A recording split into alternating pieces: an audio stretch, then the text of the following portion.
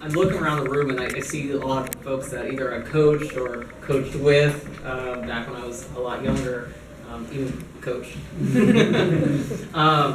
And I was looking at the photos in the back, and it was just like, oh wow, like there's so much that life that we got to live with Walter, and it's sad, but instead of remembering Walter, I kind of want to take today to really celebrate him, and I think that's a big difference. And we celebrate a man who was born 69 years ago this weekend. We celebrate a son, a brother, a father who lived life his way.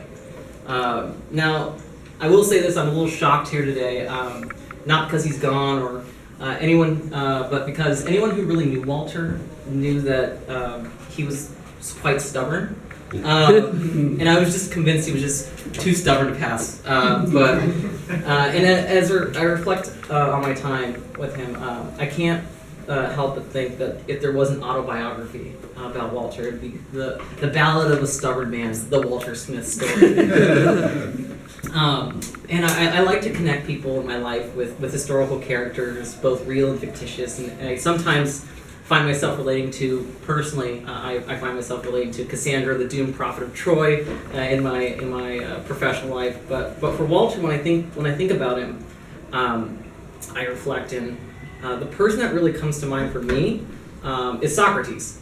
Both men of brilliant minds and stubborn natures, but most importantly, they were unwavering and uncompromising when it came to their character, convictions, and values. Now, there's a couple of stories that can, best describe his character. I can talk about his time. We would coach every night and talk about our Little League team. And I see a few players are here, there with that, or the time he taught me how to build computers, and the subsequent times he told me to read the instructions on how to upgrade, repair, and build them. That I was smart enough to read those. Or how about when growing up, when it came to my health, safety, and education, that Walter made sure that I had every opportunity to be satisfied. And that's because it's because of him I'm proficient in a lot of things, especially technology as a side. But no, I don't believe any of those stories would do justice to display his unwavering conviction. Instead, I want to talk to you about the time I lost my first pet. You see, when I was a young kid, I had pet birds, and I really loved these birds. They were cockatiels. And one day I was at school, and Walter came home for lunch one day, rather early, and he found that one of my birds had died.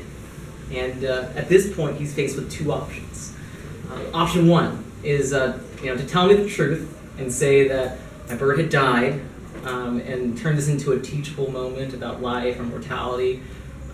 Or option two, to protect my fragile emotional state and leave some critical details out about the fate of my beloved bird. And when I came home that afternoon, I found that the bird was not in its cage, and I went up to ask him, what's happened? What happened to my bird? And Walter looked me right in the eyes. He told me the truth. My bird had flown away to be with his friends and family. It was the truth as I knew it. So me, being his son, I immediately ran outside to see if I could find it, and I'm sure Walter was partly amused at my initial reaction. And after a few minutes of looking, I returned inside, and I was distraught, but I was not deterred. I, being the ever-crafty 9-year-old, booted up the family computer and put my Microsoft Word and Paint skills to use. I created a typical lost pet sign with a picture of my bird, the contact number, missing bird in big red letters. That's right. But there was an issue that I had that I could not remedy myself. You see, typically, when it comes to a lost pet, there's some sort of reward that's attached to that lost pet reward. Being a 9-year-old, I don't have enough money to offer as a sizable reward. So, I went up to Walter, who at this point is relaxing on the couch watching TV, doesn't know what I'm up to. And I showed him my work, and I was like, I think think this reward, we need a reward for this. And do you think you can help me put $100 reward on this? And I remember he looked right at me, and he told me, you know what, let's make it $500.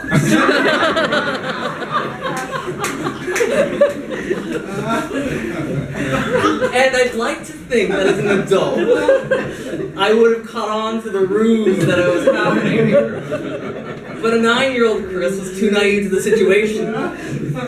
So I go and excitedly put up $500 reward on the flyer and hit print, and I'm sure Walter was probably thinking this should get him out of the house for a bit, and I don't have to deal with this right now. And that was true. But what Walter had forgotten was that we had a rule in the house. That if it was after 6 p.m., I'm not allowed to go outside by myself. So there I was, standing in front of him, flyers and a heavy-duty staple gun, ready to go. And then it suddenly dawned on him that he's going to have to accompany me for the next 3 hours as we walk around the neighborhood, posting signs on a telephone pole for a lost bird that he sure shit knew was dead. My favorite part of that story actually isn't what happened then, but I really appreciate as an adult right now is that for the next few days we got a few rings at the doorbell of people bringing over birds that looked exactly like that, trying to cash in on the reward, but he's just like, no, absolutely not. That's not it. So, I tell that story because that's the Walter I choose to celebrate today. The Walter that comforted me in times of distress. The Walter who was a real father to me. And while he's not here with us anymore, I choose to carry him with little stories like that. And I know that he's not really gone with those kinds of little stories. And I hope that he lives with you through those kinds of little stories. And I just looking at those photos back there, all of those just tell countless stories that I've had with him. It's a really sad time, but I'm happy to see everyone, honestly. So, I think after the last couple of years, I haven't been able to see people as much. And, I wouldn't want it to be in this situation, but I do really find joy seeing everyone. So, coming together.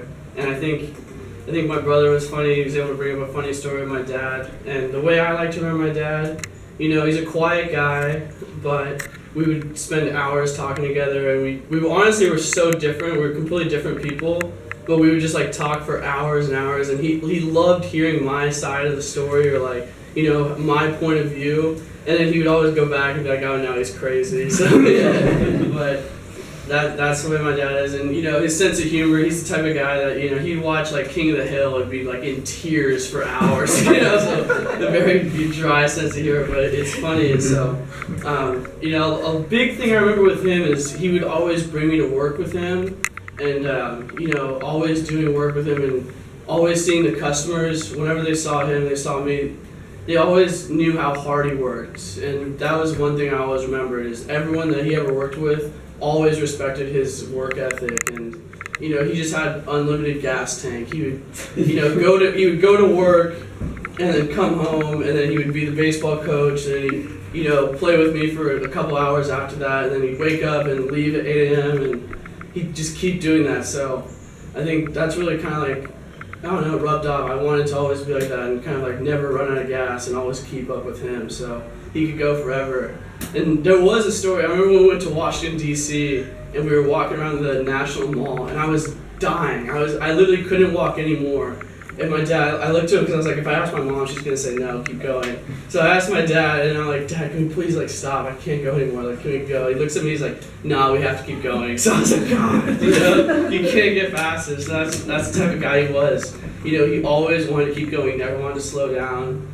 And he did that. That's what he did. He worked until he was 65. He loved working. And then he took his vacations. He went to Europe. He went by himself to Europe all around. And then he went to Southeast Asia, and he really loved it there. So, and then after that, he went to Texas on an hunting trip. So and then his last trip was planned.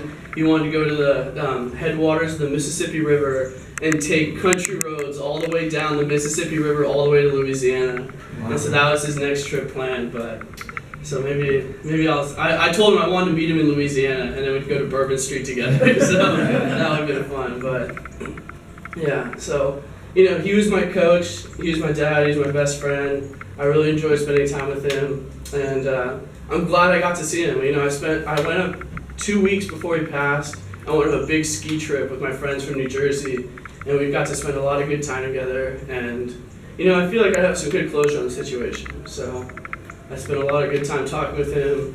I called him the Friday before he passed, told him about the Lakers game I went to, and he thought it was funny. They lost. He was like making fun of me. He was a big Warriors guy, so he always let me have it. But yeah, he's a funny guy. So, and everyone he's ever worked with, says how humble he is, and I think that's something I want to try and work on too. So, thank you. Wolfgang Kaiser.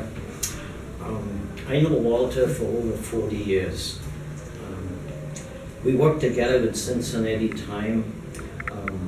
Walter was in the technical department, like everybody knows. Walter loved the computer.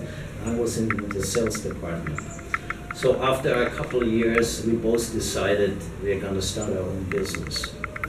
But our friendship didn't end there. We helped each other. We worked on projects together, and we always had an ear for each other. We always called each other. We always were there. And we always had, once a month, we had a meeting, we had a luncheon together. But Walter decided and I decided not to talk about any kind of business. It was something to relax because we both were working in the technology too long, so we needed to clear our mind and talk about something else. So I know a lot about his two sons. He told me everything what his sons were doing. I know Alice, he wrecked one time.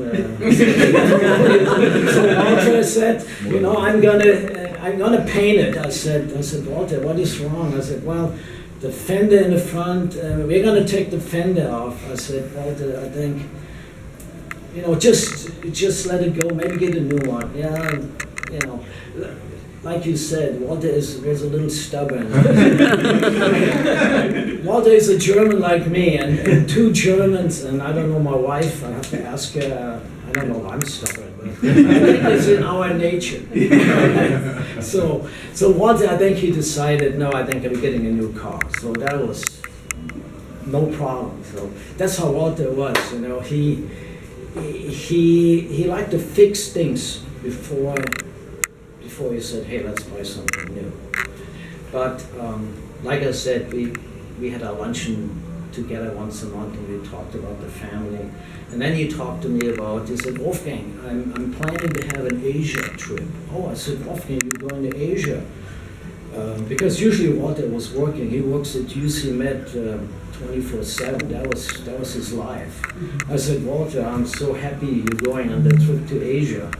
And after he came back, he said, Wolfgang, let's have a lunch together. And we had lunch, and Walter brought me a little turtle with a sword on the back. So it's a ninja turtle.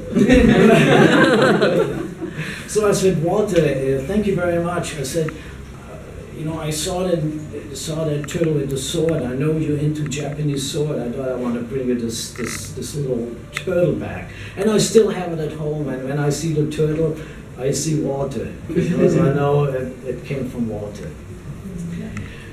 So, and he told me, he said, so what do you like about the trip? He said, he went, I think, to Hong Kong, and he went to Vietnam.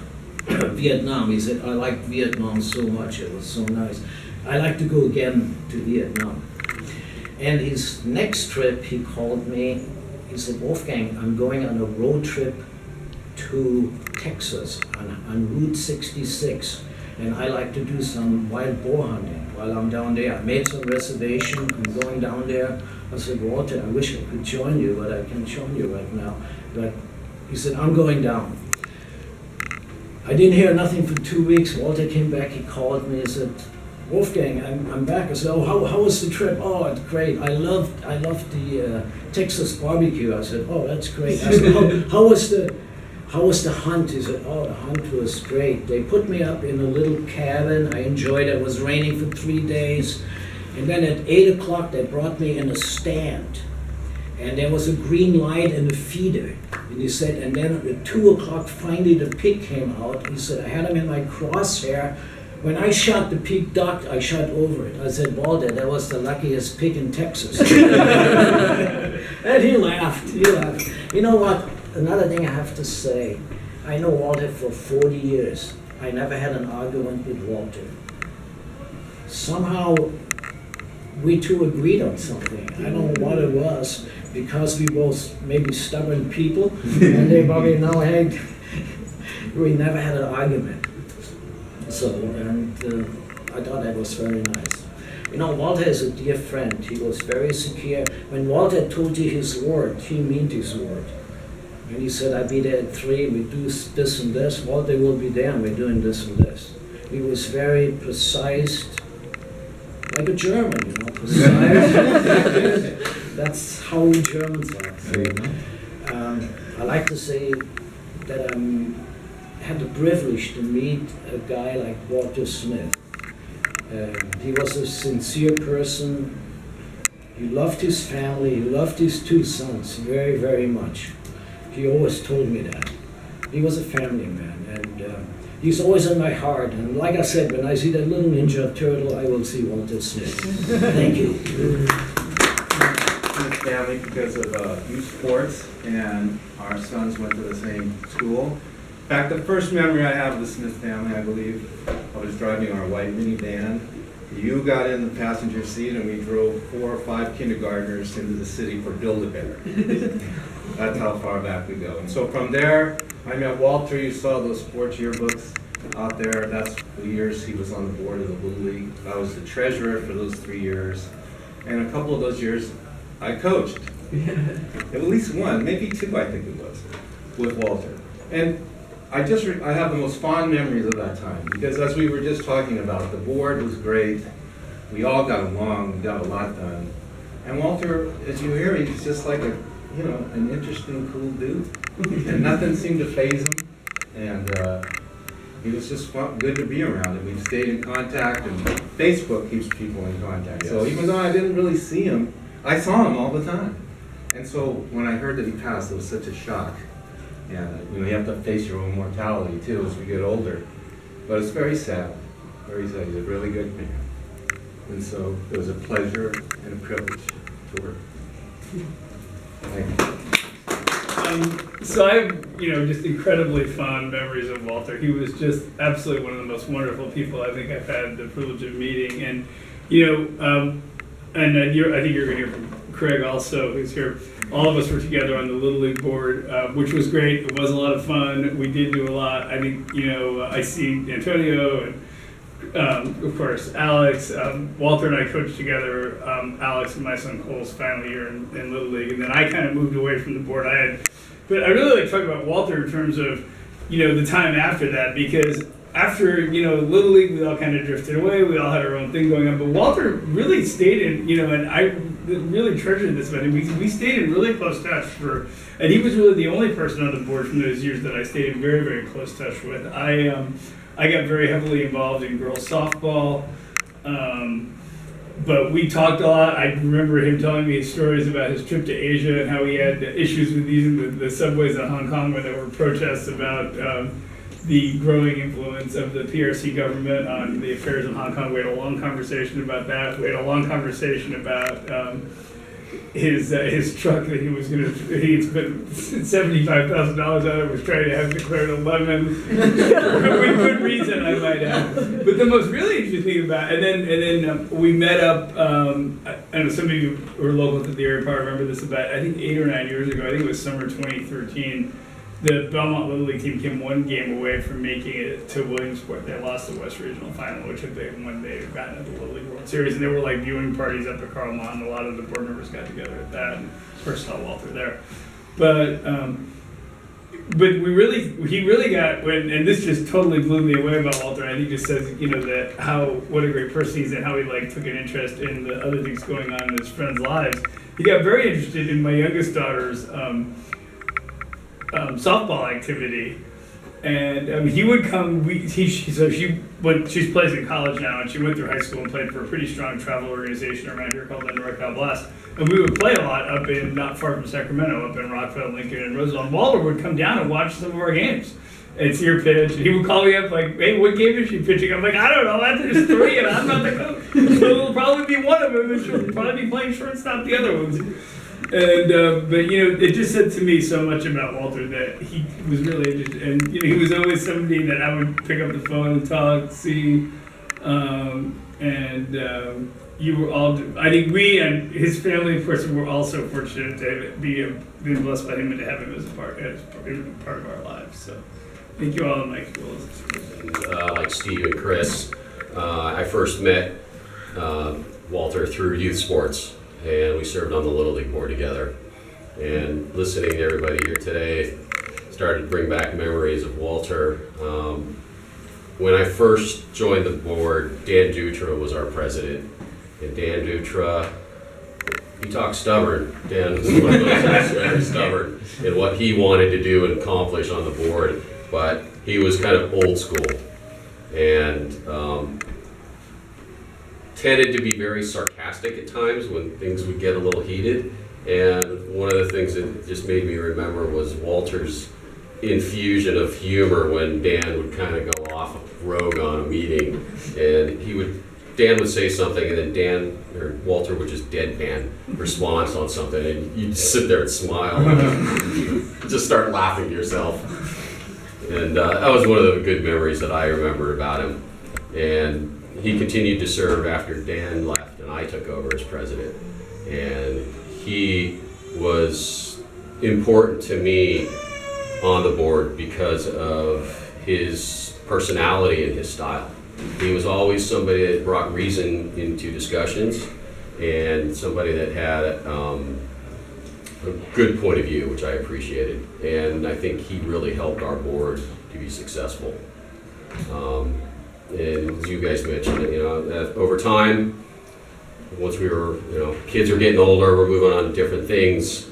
I'd see him in the community, and it was always just like we picked up where we left off. We'd always just have a good conversation. And then once he moved to Loomis, like you mentioned, Steve, we all would still talk to each other via Facebook.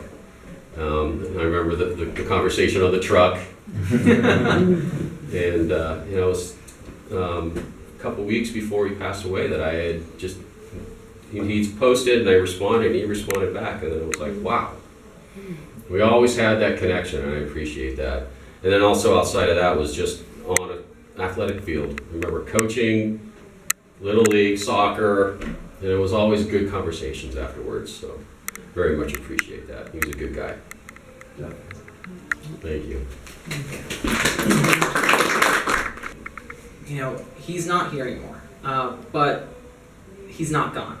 And I will continue to carry him with me every day through the values that he installed in me. He was a hard worker, as Alex said. I remember when he used to come home late just to make sure that we were provided for. I think he's instilled that in me. He's instilled it in Alex. And I think he's instilled that in every one of them, every person that he's met. He kind of drives you to be the best version of yourself. And I think if we take that and we pass that down, then he's never really gone. And with that, I welcome everyone to view the pictures and share a memory or two, and thank you for coming. Absolutely.